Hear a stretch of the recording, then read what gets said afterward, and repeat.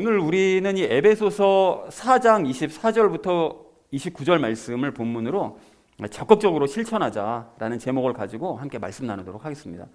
자, 우리가 그 지난주에 그 예수님을 닮는 목표를 이루기 위한 그 방법 중 또 하나로서 그 배운 말씀에 따라서 우리가 수시로 이제 돌이켜야 된다라는 그 이야기를 지난주에 함께 나눴습니다. 그래서 관련된 세 가지 이야기를 지난주 나눴거든요. 그 첫 번째 나눴던 이야기가 무엇이었을까요? 네, 그렇습니다. 과거를 돌이켜보자고 그랬죠. 그 이방인들은 바울이 이야기하기를 이제 영적으로 무지하고 그리고 또 영적인 시각장애를 가지고 있는 사람들이다. 이제 그러다 보니까 혼과 육신의 욕망에 사로잡혀서 이 땅의 삶을 살아간다.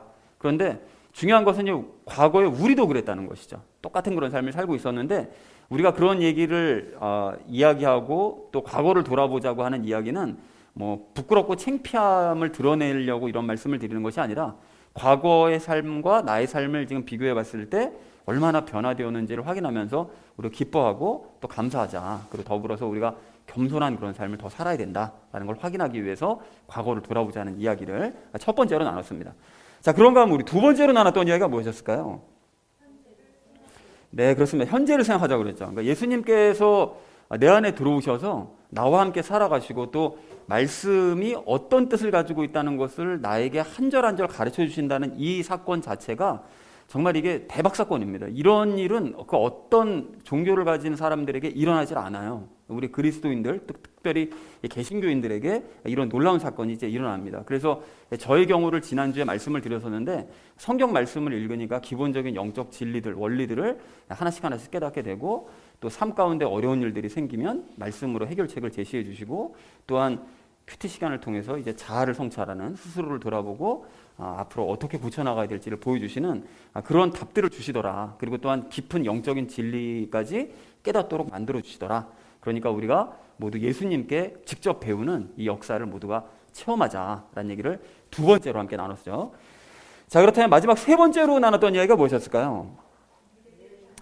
네, 그렇습니다. 미래를 향해 나아가자고 했습니다. 그러니까 이렇게 우리가 과거를 돌아보면서 스스로의 상태를 파악하고 현재의 우리 예수님께서 나를 가르쳐 주신다는 사실을 우리가 깨달았다면 이제 가만히 있을 것이 아니라 평상시에 우리가 빵을 위해서 살아갈 것이 아니고 말씀을 위해 살아가자. 그러니까 빵이 아닌 말씀으로 살으라고 말씀하셨잖아요. 그러니까 말씀에 모든 해결책이 나온다라는 것 때문에 말씀으로 살자고 그랬고요. 그리고 우리가 어려움을 겪을 때는 말씀을 통해서 역사하시는 그 예수님의 능력을 우리 체험하고 극복해내자. 그리고 죄 때문에 혹시 넘어진다 할지라도 그런 우리가 말씀을 통해서 스스로의 상태를 점검하면서 죄로부터 벗어나는 이런 말씀 중심으로 모든 일들이 삶이 해결되는 역사를 체험하며 살아가자. 그걸 실천해보자라는 얘기를 마지막 세 번째로 나눴습니다. 자, 그래서 사랑하는 우리 나눔 있는 교회 성도님들 모두는 이 성경 읽기가 율법적인 행위가 아니라는 사실을 여러분 분명히 기억하시기 바랍니다. 이건 성도로서 마땅히 당연히 해야 될 일이라는 것이죠. 그리고 이제 예수님께 그 말씀을 읽으실 때 직접 배우심으로써 이 놀라운 기쁨의 삶을 살아가시는 저 여러분 되어주시기를 다시 한번 주님의 이름으로 간절히 축원드립니다. 그 지난주에는 우리가 목표를 이루기 위해서 그 배운 말씀에 따라 이제 돌이켜야 된다. 돌이키는 삶을 살아야 된다라고 말씀을 했다면 이번 주 말씀은 이겁니다. 구체적인 실천 방안에 대해서 말씀들을 하세요. 그럼 어떻게 우리가 돌이키고 어떻게 변화되는 삶을 살 것이냐. 구체적인 예를 들어서 얘기하시는 것이 오늘 본문 말씀이 되겠습니다. 자, 그래서 전체 주제를 이렇게 잡았는데요. 적극적으로 실천하자라는 이 주제를 가지고 각절 말씀 우리 나누는 시간 갖도록 하겠습니다. 자, 먼저 24절 말씀 우리 함께 읽도록 하겠습니다. 또 너희가 하나님을 따라 의와 참된 거룩함으로 창조된 새 사람을 입을 것을 가르침을 받았으니 라고 말씀합니다. 여러분, 제가 종종 말씀드리지만 여기 의라는 말이 또 나왔죠. 그래서 이럴 때마다 좀 확인을 좀 했으면 좋겠는데 의가 무슨 뜻이라고 그랬죠? 의가 무슨 뜻입니까? 하나님께서 옳다 여기시는 거, 그것이 의죠. 그러니까 옳을 의자 써서. 근데 이게 또 재밌는 것이 한자 중에 그런 것들이 몇몇 개가 있긴 있는데 그 옳을 의자 같은 경우에는 이걸 분해를 해보면 위에 그 양양자에다가 나자입니다. 그러니까 양과 나예요. 그러니까 양 밑에 내가 들어가 있는 거예요. 예수님과 내가 하나 되어 있는 상태. 그게 이제 의드라는 거죠. 그러니까 이게 우연히 이렇게 된 건지 아니면 잘 모르겠습니다. 이게 연구해 볼 분야예요, 진짜. 그래서 예수님과 내가 이제 하나 되는 것이 하나님께서 옳다 여기시는 바다. 그러니까 예수님과 연합하는 것. 그것을 이제 다시 한번 확인하시면 좋을 것 같습니다. 그리고 참된 거룩함으로 창조됐다고 말씀하시는데 이것은 예수님과 우리가 연합하면 그렇게 의로 이제 연합을 하면 진정 거룩한 모습으로 우리가 재창조가 된다는 것이죠. 그러니까 나도 아니고 성령님도 아닌 나와 성령님이 연합한 상태의 영이 내 안에 존재하게 되는 거죠. 이제 변화된 상태로, 새롭게 창조된 상태로. 자, 그리고 새 사람을 입을 것을 가르침을 받았다라고 말씀하시는데, 너희가 그렇게 영이 새롭게 창조된 자답게 새로운 삶을 살라고 너희가 배웠다는 거예요. 그러니까 바울이 가르쳤고 너희가 배웠다는 거예요. 그러면은 그런 새로운 삶을 너희가 이제 살아가야 된다라고 이제 바울이 이야기를 하고 있는 것이죠. 자, 24절 전체 의미를 이렇게 정리할 수 있겠습니다. 너희는 하나님의 뜻을 따라서 하나님께서 옳다 하시고 진정 거룩한 모습으로 재창조된 자가 아니냐. 그러면 재창조된 자로서 새로운 삶을 살라고 너희가 배웠으니까 배운 대로 살아야 된다라고 지금 바울이 24절에서 선포를 하고 있습니다. 자, 이어진 25절 말씀 우리 함께 읽도록 하겠습니다. 그런즉 거짓말을 버리고 각 사람이 자기 이웃과 더불어 진리를 말하라. 우리는 서로 지체니라 라고 말씀합니다. 거짓말을 버리라고 하는 걸 보니까 에베소 성도들 중에서는 이 습관에 따라서 거짓말을 아직도 하고 있는 사람이 있었던 것 같습니다. 그러니까 원래 그 바울이 사실은 에베소에 복음 전도하기 전에 그 마술사들도 많았고 거짓말하는 분도 많았었거든요. 그러다가 변화됐는데 그런 옛 습관들을 아직 버리지 못했던 것이죠. 그리고 여기 보면 자기 이웃과 더불어 진리를 말하라고 말씀하시는데, 그 새 사람이 되었다면 거짓말 안 하는 것을 넘어서 이제 성도들과 말씀으로 대화를 나눠야 된다라고 지금 바울이 이야기를 하고 있습니다. 자, 그리고 왜 그렇게 해야 되느냐? 우리가 서로 지체이기 때문이라는 것이죠. 그 지체라는 것은 우리 각각이 이제 예수님과 연합해서 예수님의 이제 한 지체, 팔이면 팔, 다리면 다리, 이제 귀면 귀, 코면 코, 각각 이제 지체가 됐기 때문에 그런 존재로서, 거룩한 존재로서 더 이상 이제 거짓말은 버리고, 거짓된 말을 버리고 말씀으로 대화를 나누는 그런 지경이 돼야 된다. 그러니까 예수님의 지체답게 거짓 버리고 거룩한 말씀을 나누자라고 지금 바울이 권면을 하고 있습니다. 자, 25절 전체 의미를 이렇게 정리할 수 있겠는데요. 그러므로 너희는 거짓말을 버리고 성도들과 더불어 말씀으로 대화를 나눠라 라는 것이 25절의 의미가 되겠습니다. 그리고 우리는 이제 예수님의 그 지체이기 때문이다 라고 이제 이야기를 하고 있죠. 자, 이어진 26절 말씀 우리 함께 읽도록 하겠습니다. 너희는 화를 내도 죄를 짓지 말며 해가 지도록 진노하지 말고 라고 말씀합니다. 여러분, 여기 보시면 이제 그 말씀을 자세히 보셔야 될 것이 화를 내도 라고 말씀하시잖아요. 화 낼 수 있습니다. 화 내는 것 자체는 잘못이 아니에요. 그리고 의로운 분노도 있잖아요. 그 예수님께서 성전 들어가셔서 화가 나셔서 성전 다 뒤집어 엎으신 것처럼 그런 의분도 있기 때문에 그거 외에 다른 그 화를 내는 것들도 성경에서 허용을 하세요. 허용을 하시는데 문제는 뭐냐면 화를 내더라도 죄는 지으면 안 된다는 거예요. 죄를 짓는다는 건 뭔 소리죠? 그러면 저게 막연하잖아요. 죄 짓는 게 한두 개가 아닐 수도 있고 하니까. 그런데 여러분, 우리가 그 중요한 진리를 아셔야 될 것이, 원리를 아셔야 될 것이, 죄는 무엇의 반대라고요? 믿음의 반대잖아요. 그러니까 믿음 없는 거. 그러니까 감정에 막 치우쳐가지고, 화라는 감정에 막 치우쳐가지고 믿음을 막 잃어버린 채 마구 행동하는 것들, 이런 모든 것들이 죄를 짓는 것이죠. 뭐 예수님이 옆에 계신다는 것도 그냥 완전히 잊어버리고 그냥 자기 멋대로 행동하고 막 이렇게 되는 것들, 이렇게 되는 걸 하지 말라고 바울이 얘기하고 있습니다. 그리고 해가 지도록 진노하지 말라고 말씀하시는 것을 또 그대로 해석해가지고 해가 진 후에는 무조건 화를 내면 안 된다, 뭐 이렇게 하면 안 됩니다. 밤에 열받는 일 생겼는데 화 안 나요? 그렇게 될 수는 없잖아요. 그러니까 해가 진 후에 무조건 화를 내면 안 된다는 뜻이 아니라 화의 감정을 오래도록 품고 있지 말아라 라는 이제 그런 의미가 되는 것입니다. 자, 그래서 하루를 또 이제 마무리 지을 때쯤, 그러니까 해가 져서 이제 하루를 마무리 지을 때쯤이 되면 화가 난 원인을 돌아보면서 마음을 진정시키고 좀 정리를 해봐라 라는 그런 의미로 말씀하셨다는 것을 참고하시면 좋을 것 같습니다. 자, 그래서 26절 말씀을 이렇게 정리할 수 있겠는데요. 너희는 화를 내더라도 죄된 행동은 하지 말고 오래도록 화를 품고 있지는 말아라 라고 말씀하셨다는 것이 그 26절의 의미가 되겠습니다. 자, 이어진 27절 말씀 우리 함께 읽도록 하겠습니다. 마귀에게 틈을 주지 말라라고 말씀하세요. 이건 당연히 갑자기 뭐 생뚱맞게 마귀 얘기를 떡하니 끝낼 리는 없고 앞에 있는 26절 말씀과 연결지어서 하신 말씀이겠죠. 그래서 화를 계속해서 품고 있으면, 그러니까 밤이 지나도록, 그리고 그 다음 날이 되도록 계속해서 그 문제 때문에 화를 계속 품고 있으면 그 감정이 자꾸 커지고, 그러면 마귀한테 기회를 주게 된다는 거예요. 마귀에게. 그러니까 마귀는 주변의 불신자들을 이용해서 더 화를 돋구고 죄된 행동을 하게 만든다는 거예요. 그러니까 마귀는, 그러니까 사단은 지금 잡혀 있잖아요. 그 지하에 지금 잡혀 있거든요. 예수님께서 십자가에 못 박히시는 거 바로 그 이후로 잡혀 있기 때문에 움직일 수는 없어요. 근데 이 떠드는 입으로 그 불신자들 위에 역사한다고 말씀을 했었었죠. 에베소서 처음 우리 나눌 때. 그러니까 불신자들을 시켜서, 자기 하수인들을 시켜서 그 불신자들이 자꾸 옆으로 이제 와서 자꾸 내게 화를 돋구는 일들을 더 많이 이제 하게 만들어서 죄된 행동을 자꾸 하게 만드는 것이죠. 그러니까 우리가 그렇게 기회를 주면 안 된다라고 얘기를 하고 있습니다. 자, 27절 전체 의미를 이렇게 정리할 수 있겠는데요. 화의 감정을 계속 품음으로써 마귀에게 기회를 주지 말라. 애초에 원천 차단해버려라 라고 말씀을 선포하고 있습니다. 자, 이어진 28절 말씀 우리 함께 읽도록 하겠습니다. 도둑질을 한 자는 더 이상 도둑질을 하지 말고 오히려 노동을 하여 궁핍한 자에게 줄 수 있도록 자기 손으로 선한 것을 할지니라 라고 말씀하고 있습니다. 그러니까 이게 도둑질을 한 자라고 되어 있는 걸 보니까 예습관에 따라서 도둑질을 하는 사람이 있었던 것 같아요. 에베소 교회 내에.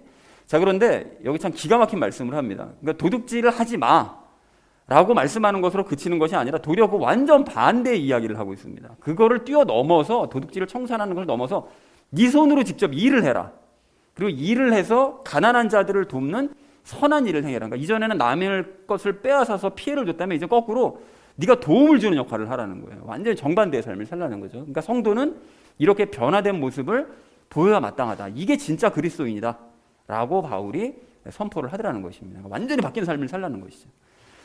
자, 그래서 28절 전체 의미를 이렇게 정리할 수 있겠는데요. 도둑질을 한 사람은 더 이상 도둑질하지 말고 도리어 자기 손으로 일해서 가난한 자를 도와주는 선한 일을 행하여라. 이런 모습을 보이잖아요. 그러면 이게 그렇잖아요. 그러니까 주변에서 저 사람이 도둑질하는 걸 다 알아요. 저 사람이 어느 날 말씀 듣고 갑자기 변화돼가지고 도둑질 안 하는 것을 넘어서 다른 사람을 막 지 돈으로 막 도와주고 이런 일을 하게 되면 이 주변에 믿지 않는 사람들이 이 모습을 보고 정말 뭐가 달라도 다르구나라는 생각을 할 수밖에 없게 될 거 아니겠어요? 그런 모습을 보여주라는 거죠. 이게 대표적인 예가 누구였죠? 성경에서? 삭개오였죠. 삭개오가 세리장으로서 열심히 남의 거 뺏고 도둑질하다가 그러다가 도리어 자기 걸 다 도와주는 이런 일을 한 삭개오가 이런 모습을 보여줬습니다. 그래서 우리도 이런 완전 변화된 모습을 보여줘야 된다라고 선포하고 있습니다. 자, 이어진 29절 말씀 우리 함께 읽도록 하겠습니다. 부패한 대화는 결코 너희 입 밖으로 내지 말고 오직 세워주는 일에 쓸 좋은 것만을 말하여 그것이 듣는 자들에게 은혜를 끼치게 하라 라고 말씀하십니다. 이 부패한 대화에 대해서는 이제 지난 골로새서 3장 8절에서도 언급을 했었었는데 그 욕을 하거나 음담패설하는 이런 것들, 그러니까 좀 듣기가 좀 민망한 것들, 이제 그런 것들을 이야기합니다. 그래서 그런 걸 이제 말하지 말고 말하지 않는 것을 뛰어넘어서 믿음과 신앙을 세워주기에 좋은 것들만을 말하라는 거예요. 너희 입에서 야고보서 말씀처럼 쓴물과 단물을 어떻게 동시에 넣을 수가 있겠냐. 그러니까 같은 셈이, 그러니까 입에서 찬양과 저주의 말이 나올 수 없듯이 그렇게 믿음과 신앙을 세우기에 좋은 것들만 너희는 얘기를 해라. 그리고 은혜를 끼치라는 것은 그 부패한 대화를 금하는 것을 뛰어넘어서 상대방에 은혜를 끼치는 그런 말들을 하도록 하여라 라고 이야기하고 있습니다. 자, 그래서 29절 전체 의미를 이렇게 정리할 수 있겠는데요. 욕이나 음담, 패설 등은 결코 입 밖으로 내지 말고 듣는 자들이 은혜를 입도록 믿음을 세우기에 좋은 것들만 너희가 말을 해라. 그것이 바로 그리스도인이다 라고 말씀하고 있습니다. 자, 그래서 오늘 본문을 이렇게 정리할 수 있겠는데요. 너희는 새롭게 창조된 자답게 살라고 배웠으니 거짓말 버리고 너희가 이제 말씀으로 대화를 나누고 화를 내도 죄를 짓지 말고 화를 오래 품음으로써 마귀에게 기회는 주지 말아라.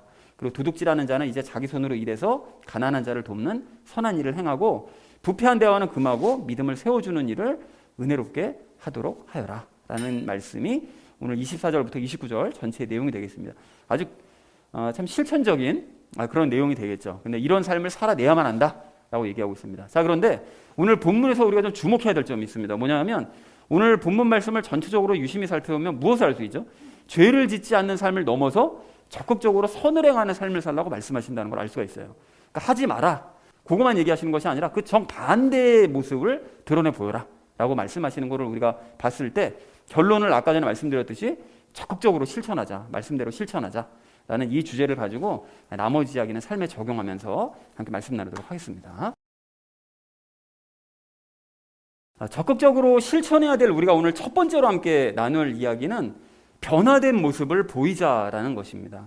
여러분 25절 말씀을 좀 다시 보십시오. 25절 말씀 보시면 에베소 성도들 중에는 그 옛습관을 버리지 못하고 여전히 거짓말을 하는 사람들이 있었어요.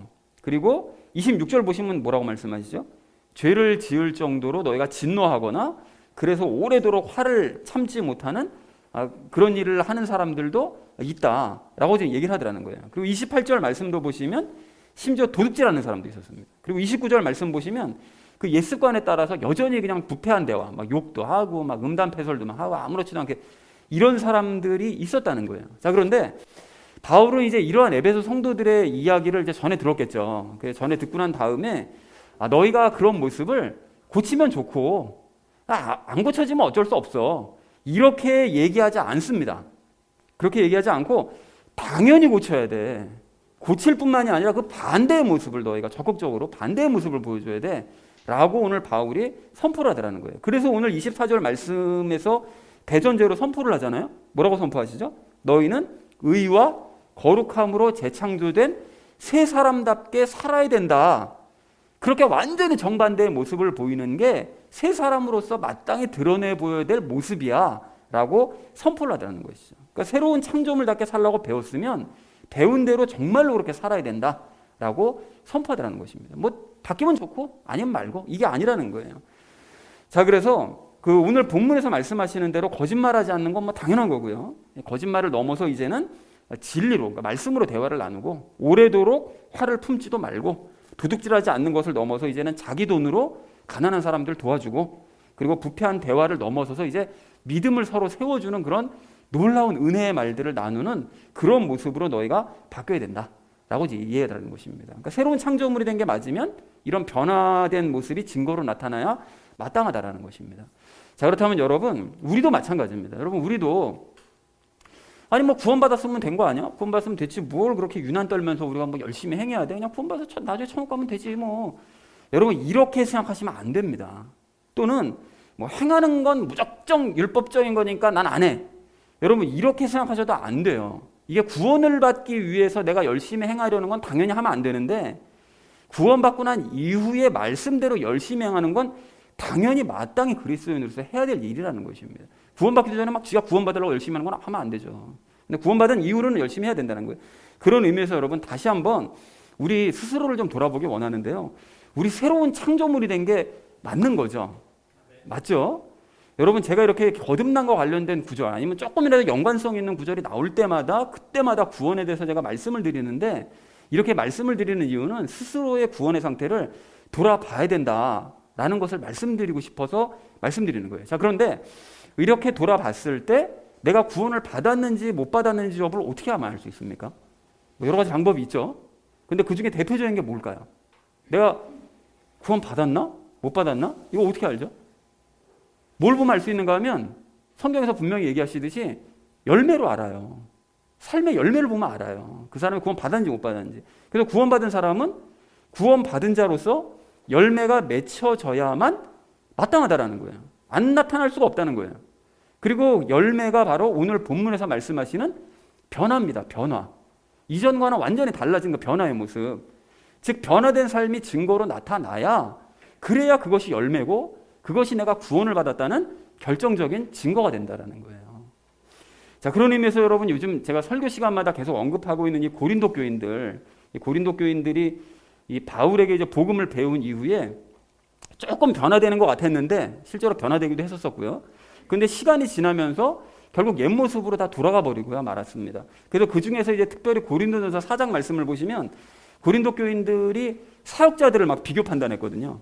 바울이 더 낫다, 아볼로가 더 낫다. 야, 누가 가르치는 거 보니까 야, 바울보다는 아볼로가 훨씬 낫더라. 막 이러면서 지네끼리 뒤에서 막 수근수근거리면서 사역자들을 비교를 한 거예요. 근데 그걸 뛰어넘어서 무슨 짓까지 했는가 하면 자기네들하고 다른 사람을 비교한 거예요. 나는 잘 사는데 저 가난하네. 아유, 저 복음도 모르는 인간 저. 난 똑똑한데 저거 무식한. 아유, 저 무식한 인간. 막 이렇게 비교를 한 거예요. 그리고 심지어는 자기 자신들과 바울까지 비교 판단했습니다. 바울이 뭐가 좀 이상하다는 거예요. 이 사도가 아닌 것 같다는 거예요, 자꾸. 여러분, 그래서 그 사람들이 얘기한 것을 이제 고린도전서 4장을 보면 자기들은 부유하고 또 배부른데 바울은 거지처럼 맨날 온갖 고생만 한다는 거예요. 뭐가 이상하다는 거예요. 그리스도인이 왜 이렇게 개고생만 해? 그러니까 손가락질하고.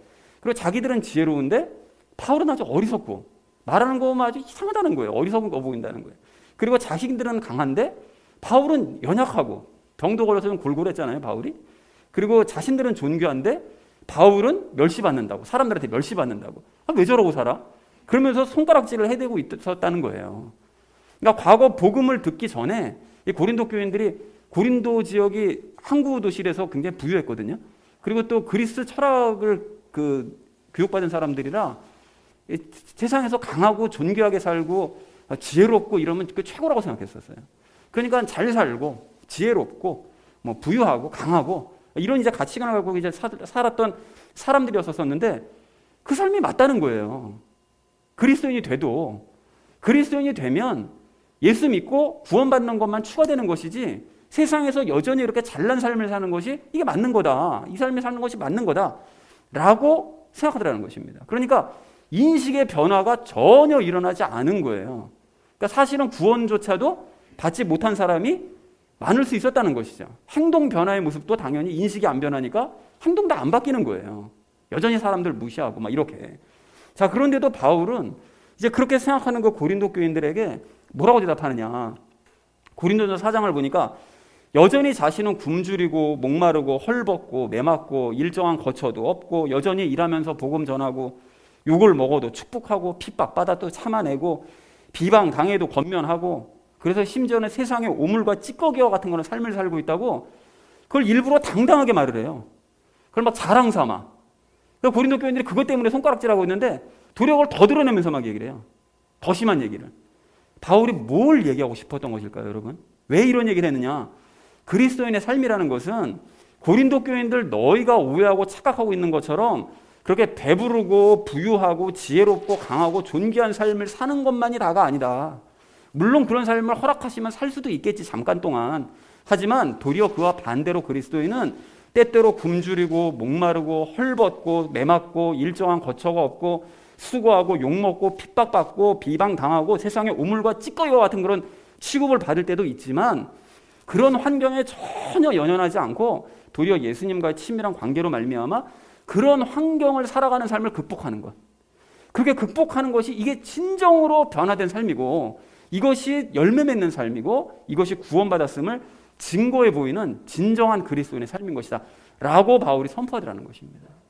사랑하는 우리 나눔 있는 교회 성도님들 모두는 새로운 창조물이 되었다는 사실을 확인하시기 바랍니다. 그리고 여러분 확인한 결과 내가 정말 새로운 창조물이 된 것이 맞다면 이러한 변화된 삶이에요. 바울처럼 예전에 바울도 그렇게 살고 싶었겠어요? 근데 살고 싶지 않았었지만 그런 삶을 살아도 아무렇지도 않아 하잖아요.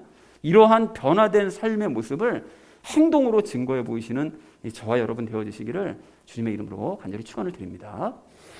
자, 적극적으로 실천해야 될 우리가 오늘 두 번째로 함께 나눌 이야기는 행하는 방법을 알자는 것입니다.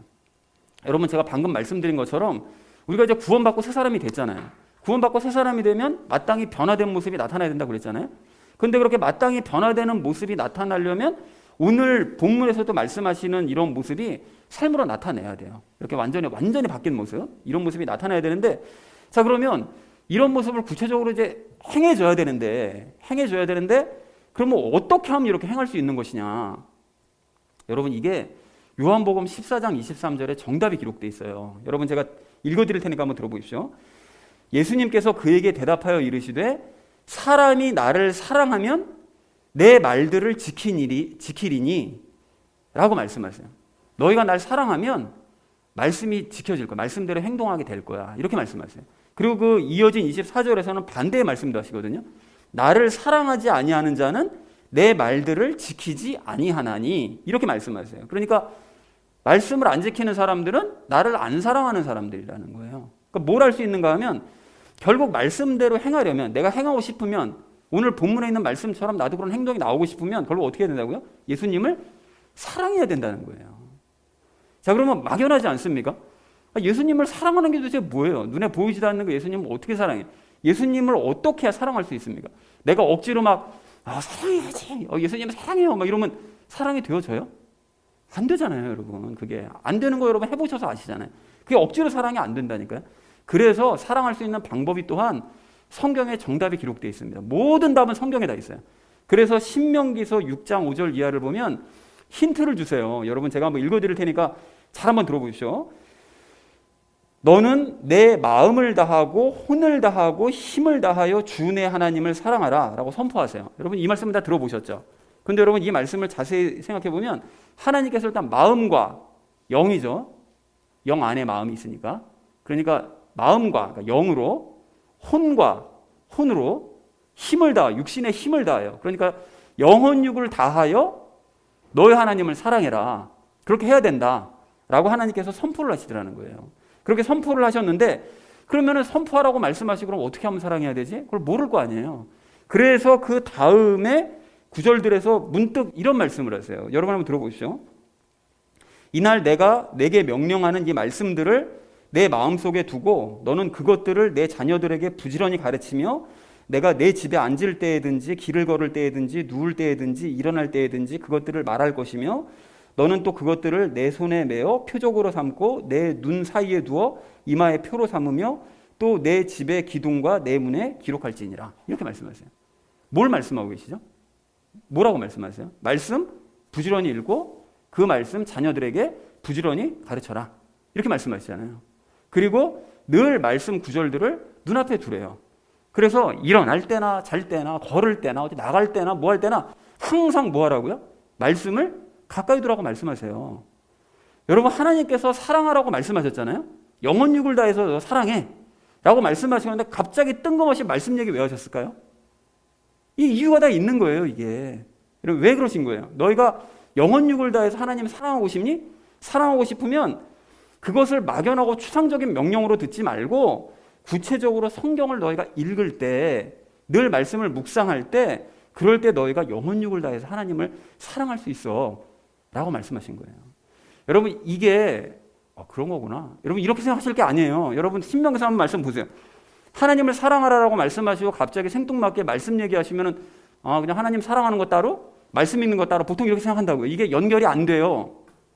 이게 연결이 돼서 이게 깨닫는 게 이게 놀라운 비밀을 오늘 깨달으신 거예요, 여러분. 이런 깨달음들이 이게 그래서 주일 예배도 중요해요, 진짜. 이게 놀라운 깨달음이라고요. 그럼 구약 성경에서만 이렇게 말씀하셨느냐? 신약 성경도 똑같아요. 여러분 조금 전에 제가 말씀드렸던 요한복음 14장 23절 24절 말씀 그 구절에서 예수님께서 그 구절 그 다음에서 뭐라고 말씀하시냐? 느닷없이 갑자기 이런 말씀하세요. 이것도 좀 생뚱맞은데 그 앞에랑 연결시켜보면 생뚱맞은데 내가 아직 너희와 함께 있으며 이것들을 너희에게 말하였거니와 위로자 곧 아버지께서 내 이름으로 보내실 성령님 그분께서 너희에게 모든 것을 가르치시고 내가 너희에게 무엇을 말하였든지 너희가 모든 것을 기억나게 하시리라 이렇게 말씀하세요. 그러니까 뭐라고 말씀하신다고요? 성령님께서 말씀을 가르쳐 주시고 성경 말씀을 기억나게 해주실 거다 이렇게 말씀하세요. 그러니까 여러분 이것도 마찬가지잖아요. 앞에 갑자기 이제 나를 사랑하는 자는 행할 거다 이렇게 말씀해 주셔놓고 갑자기 성령님 얘기는 갑자기 왜 하세요? 이거 그냥 아무 생각 없이 그냥 읽어버리면 예수님 사랑해야 되는구나. 그럼 행해야 되는구나. 성령님 오시면 나중에 말씀 가르쳐 주시는데 이렇게 읽어버릴 수밖에 없다고요. 근데 이게 이유가 있는 거예요. 그 말씀을 연결시켜서 말씀해 놓으신 이유가. 그게 왜 그런 거예요? 23절, 24절에서 예수님을 사랑하는 사람은 말씀 지키고 그렇지 않은 사람은 말씀을 안 지킬 거다. 이걸 말씀하신 이후에 그럼 예수님을 사랑하려면 어떻게 되느냐? 성령님께서 가르쳐 주시는 말씀 듣고 기억하고 묵상해야 된다고 분명히 이걸 말씀해 주신 거예요. 이게 연결할 때 이게 깨달아지는 거예요. 이게. 자, 그러니까 구약이나 신약이나 모든 성경에서 공통적으로 말씀하시는 게 뭐라고요? 너 하나님 사랑하고 싶니? 정말 사랑하고 싶어?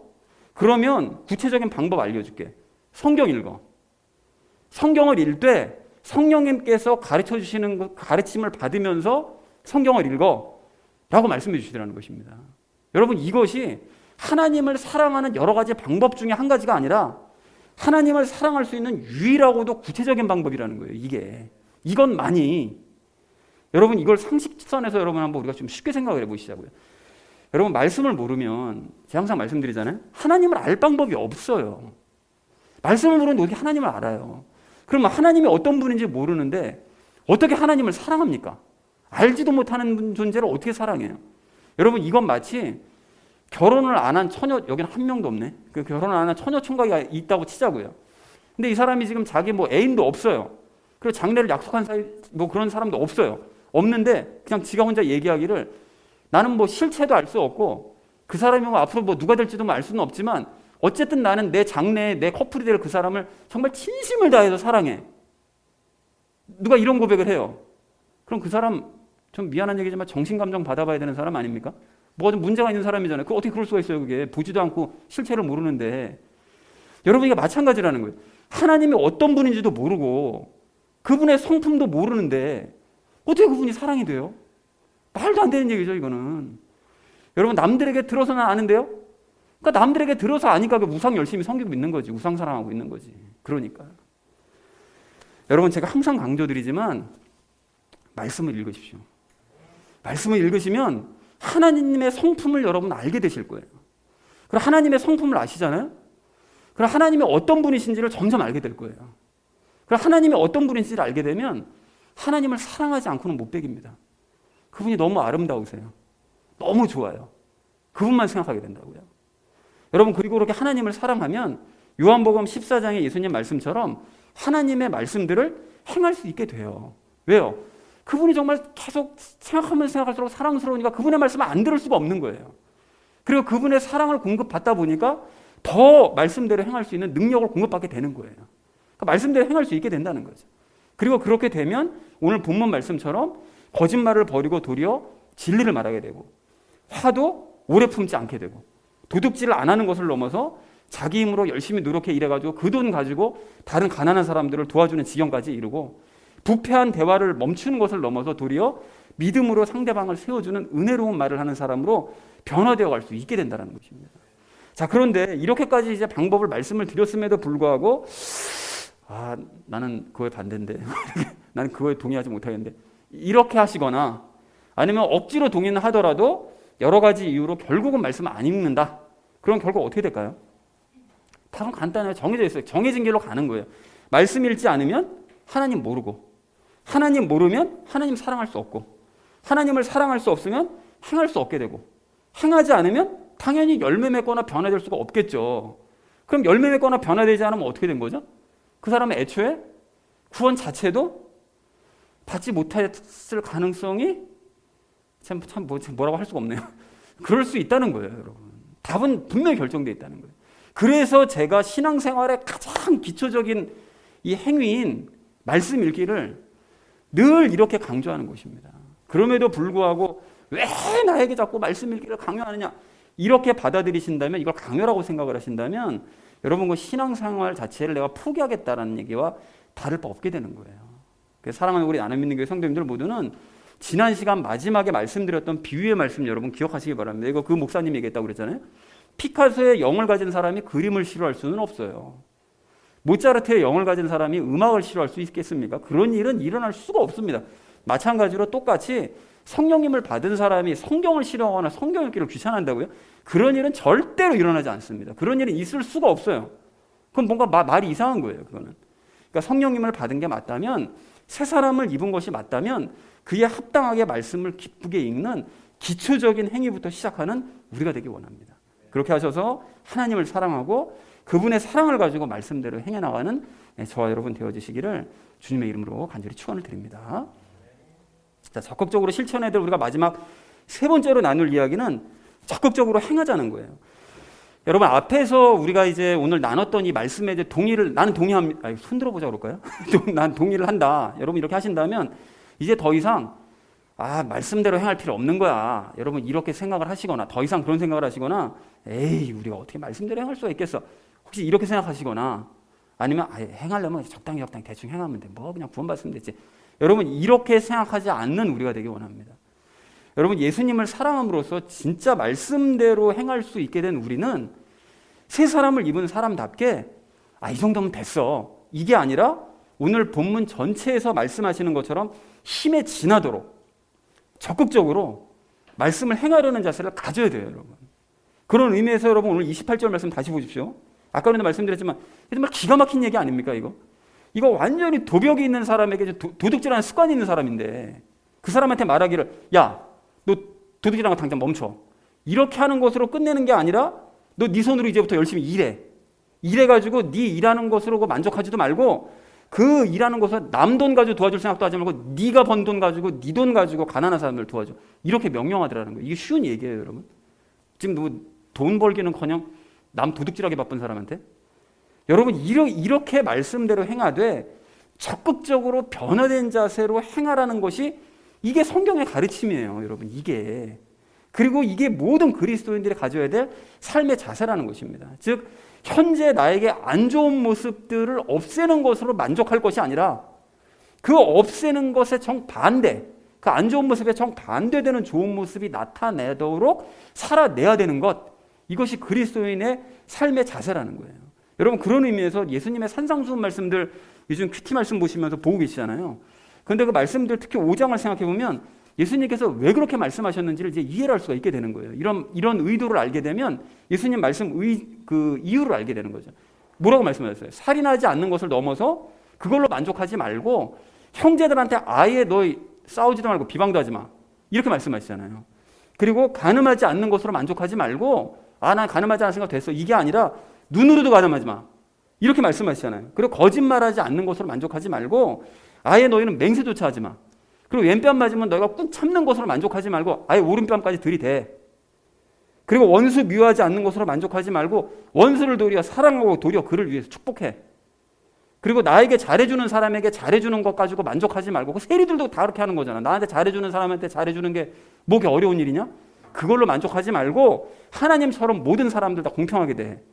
이런 말씀들을 하시더라는 거예요. 그러니까 악을 행하지 않는 것으로 너희가 만족할 것이 아니라 선을 행하되 적극적으로 행하고 불가능에 가까운 일에까지 도전하라고 우리에게 말씀을 하시더라는 것입니다. 적극적으로 살아내야 된다는 거예요. 그게 그리스도인의 거듭난 사람의 기본적인 자세라는 거예요. 자, 그렇다면 지금의 우리로서는 말은 좋은데 사실 예수님께서 산상수훈에서 하신 말씀 그 누가 지금 당장 지켜낼 수가 있겠어요? 제가 여기 홍상 시사님 나오시라고 그래가지고 오른뺨 때리고 왼뺨 돌려 대시겠어요? 저 한 대 때리고 싶을걸요 아마? 그거 당연한 거예요. 사람으로서 현재로서. 아니 저분은 할지도 몰라. 근데 어쨌든 그게 지금 현재로서는 우리가 현실적으로 쉬운 얘기는 아니에요. 그러니까 여러분 이 모든 것들이 불가능해 보이는 말씀이라고 그래서 그러니까 나는 안 할래. 여러분 이게 아니라 예수님의 말씀이니까 예수님을 우리가 더 사랑하고 예수님의 사랑을 더 공급받아서 언젠가 말씀대로 적극적으로 행하게 되는 우리 모두가 되기를 정말 간절한 마음으로 소망합니다. 근데 지금은 당장은 뭐 우리가 산상수훈의 말씀까지 행하지 못할지라도 적어도 최소한 오늘 본문에서 말씀하신 것들은 이 정도는 좀 행했으면 좋겠다는 거예요. 그래서 가령 25절 말씀처럼 우리가 이제까지 뭐 아무렇지도 않게 그냥 거짓말도 하고 뭐 그냥 뭐 위아래 넘어가고 막 이런 삶을 살아왔다면 이제 여러분 거짓말 버리기 원합니다. 거짓말 하지 않고 진실을 말하는 게 두려운 게 뭐예요? 여기 이 상황에서 내가 거짓말 안 하고 내가 진실을 말해버렸어. 그러면 두렵고 걱정되는 게 뒷감당은 어떻게 하지? 이게 항상 걱정되는 거잖아요. 진실을 말했을 때 내가 깨지거나 아니면 뭐 다른 사람이 피해를 보거나 막 이럴 것 같은 거. 이럴 때 뒷감당이 걱정되는데 예수님께서 그 모든 것들 뒷감당해 줄 것을 믿는 거죠. 그래서 진실을 말하는 거예요. 근데 그것조차도 부담스럽다면 침묵하거나 예나 아니오로만 대답하는 그런 우리가 되기를 원합니다. 그리고 거기서만 만족하면 안 되죠. 어떻게 해야 됩니까? 이제 성도들과 더불어서 성경 말씀으로 대화를 나누는 수준까지 자라가는 우리가 되기 원합니다. 우리가 예수님의 지체가 된 게 맞다면 거짓말하던 입을 버리고 말씀을 말하는 입으로 변화가 되어져야 된다는 거예요. 그리고 오늘 26절에 화를 내는 문제도 마찬가지입니다. 여러분 오늘 본문에서 말씀하시는 것처럼 화낼 수 있어요. 예수님도 화내셨죠? 다윗도 화냈어요. 그리고 모세도 화냈습니다. 그리고 예레미야도 화냈어요. 어지간한 사람들 화냈다는 얘기가 성경에 다 기록되어져 있어요. 그러니까 화내는 것 자체를 문제 삼으시면 안 돼요. 넌 화내니까 그리스도인 아닌 것 같으네? 뭐가 좀 이게 미성숙했다는 그런 증거네? 아닙니다, 여러분. 그럼 예수님도 미성숙하신 거예요? 절대 아니라는 거예요. 화낼 수 있는데 화를 낼 때 그 감정에 막 휩싸여가지고 다른 곳에까지 막 불똥이 튀게 만들거나 아니면 어떤 물리적인 폭력을 사용하는 거, 여러분 이런 게 죄입니다. 그리고 그러한 화를 오래 지속시키는 것도 이게 문제인 거예요. 그래가지고 나를 화나게 한 그 문제를 여러분 다 경험이 있어서 아시잖아요? 그 곱씹으면 곱씹을수록 나만 손해예요. 그 계속 생각하면 생각할수록 화가 증폭이 되거든요. 그리고 그렇게 되면 그 연약한 부분을 마귀가 공격해요. 옳다쿠나 하고 와서 기회를 잡고 공격합니다. 그래서 아까는 말씀드린 사탄은 이제 묶여서 활동 못하죠. 그러니까 하수인들 시켜서 주변에 불신자들 붙여가지고 계속해서 화가 나는 일을 만들게 되는 거예요. 연결시켜가지고. 그렇게 되면 그 화의 감정에서 헤어나지 못하게 되는 거죠. 그러면 자기 삶만 자꾸 무너져 가는 거예요. 그래서 화가 날 때 여러분 가장 좋은 방법은 나를 화나게 한 그 문제가 있잖아요. 그리고 원인. 그것을 의지적으로 생각하지 않는 것이 이것이 방법입니다. 아예 의지적으로 끊어버리세요. 생각을. 그리고 딴 생각해버리세요. 이게 단순한 것 같지만 정말 효과적인 방법이에요. 그리고 내가 지금 이거 가지고 왜 화가 나는 거지? 이거를 논리적으로 한번 생각해 보세요. 예수님께 말씀드리고. 예수님 앞에서 제가 이러이런 일을 지금 화가 났거든요. 근데 이게 왜 화가 나야 되는 거죠, 이게? 라는 거를 예수님께 여쭈면서 한번 논리적으로 생각을 해보시면 이게 굉장히 좋은 방법입니다. 그래서 하루를 마감하면서 그렇게 행하면 화도 풀리고 한 걸음 더 나아가서 내 잘못이 발견돼요. 참 희한하죠. 그래서 화를 꼭 내고 난 다음에 이걸 난 아무 잘못이 없었거든요. 분명히. 화낼 때까지만 해도. 근데 예수님께 말씀드리고 논리적으로 따지다 보면 꼭 내 잘못이 보여요. 그거 참 신기하죠.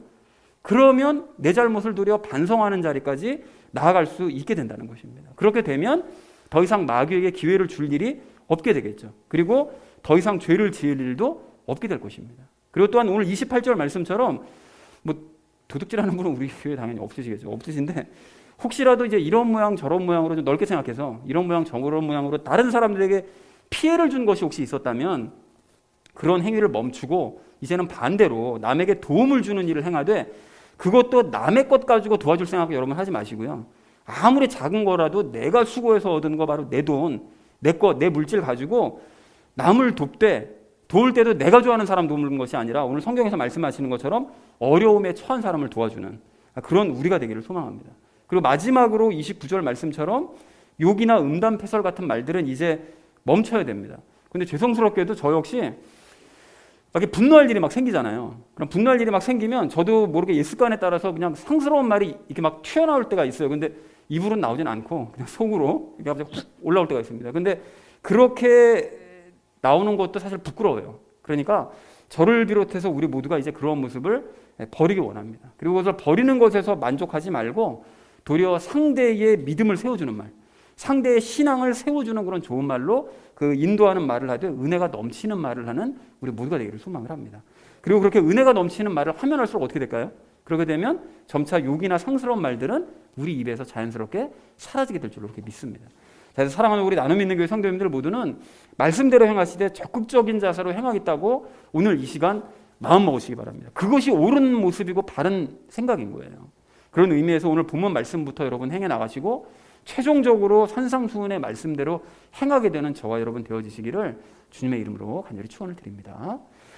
자, 이제 말씀을 정리합니다. 여러분 아까 말씀을 행하는 방법에 대해 말씀을 드리면서 제가 이제 신명기서 6장을 예를 들었었는데 여러분 이 신명기서 말씀 그 9절 있잖아요. 아까는 뭐였었죠? 마음을 다하고 혼을 다하고 힘을 다하여 주 너의 하나님을 사랑하라 라는 이 말씀하고 아까는 요한복음 14장에서 또 예수님께서 하신 말씀 나를 사랑하면 내 말들을 지키리라. 여러분 이 두 말씀을 합치면 어떻게 될까요? 나를 사랑하면 내 말을 지키리라. 이 말씀과 너희는 영과 육과 혼과 육을 다해 나를 사랑해라. 이 말씀을 합치면 너희의 영으로 혼으로 육을 다해서 나를 사랑하는 자는 영과 혼과 육을 다해서 내 말씀들을 지키리라. 이렇게 되는 거죠. 그러니까 그 말씀이 그냥 뭐 지켜도 그만 안 지켜도 그만이 아니라 정말 영혼육을 다해 하나님을 사랑하는 자는 영혼육을 다해 그분의 말씀을 지키려고 하게 된다라는 사실을 우리가 기억하기를 원합니다. 그런 의미에서 오늘 우리가 세 가지 이야기 나눴잖아요. 변화된 모습을 보여주자.